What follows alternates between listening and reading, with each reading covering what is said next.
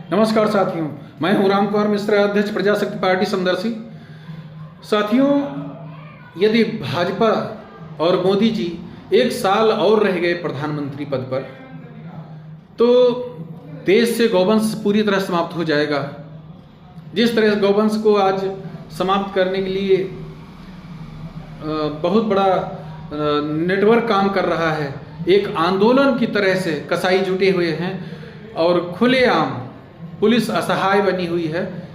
गौ तस्करी हो रही है, गौशालाओं में गायों का बधशाला बन गया है, गौशालाओं में चारा और पानी नहीं मिल रहा है उनको। बीमार होकर हर गौशाला में आप कहीं भी जाके देख लीजिए, एक तो उसमें घुसने नहीं दिया जाएगा।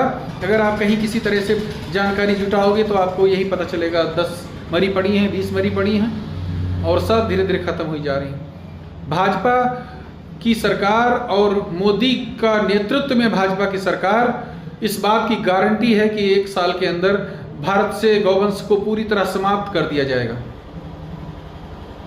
मोदी जी को इस्लाम बहुत प्रिय है, वो इस्लाम के पक्ष में नाना प्रकार के कार्यों में जुटे हैं। आप देखिए किस तरह से उन्होंने अफगानिस्तान में निवेश किया और वहाँ की संसद, वहाँ की सड़कें किस तरह चमकाई हैं। आज वो दक्षिण अफ्रीका गए हुए हैं और उनका ये कहना है कि दक्षिण अफ्रीका का उत्थान बहुत ज़रूरी है।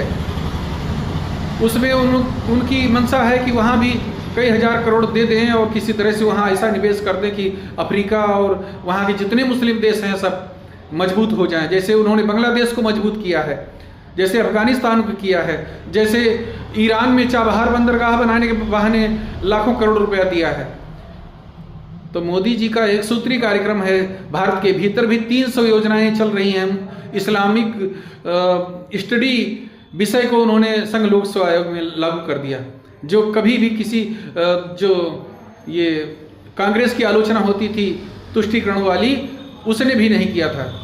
उसने भी समान रूप से सबको परीक्षा देने का अवसर देती थी, लेकिन मोदी जी ये सब महापाप कर रहे हैं। और यहाँ कठपुतली मुख्यमंत्री जो हैं वो मोदी को हर एक वाक्य में यशस्वी बताते हैं। यशस्वी प्रधानमंत्री ऐसा होता है कि एक समुदाय की आस्था को दरकिनार करते हुए उसके जो है भाजपा जब से मोदी के नेतृत्व में सरकार बनी है तब से गाय को समाप्त करने का एक विशेष अभियान चल रहा है। अगर मोदी जी एक साल और रहे, मैं बिल्कुल विश्वास के साथ जो दिखाई देता है धरातल पे, आप किसी भी गांव में जाके देखो गाय नहीं बची है। कसाई तस्करी कर रहे हैं, जैसे भैंसों करते हैं, जैसे भैंसों काटने के लिए ले जाते हैं, इसी तरह खुलेआम गाय तस्करी हो रही है और गौशालाओं में मर रही है।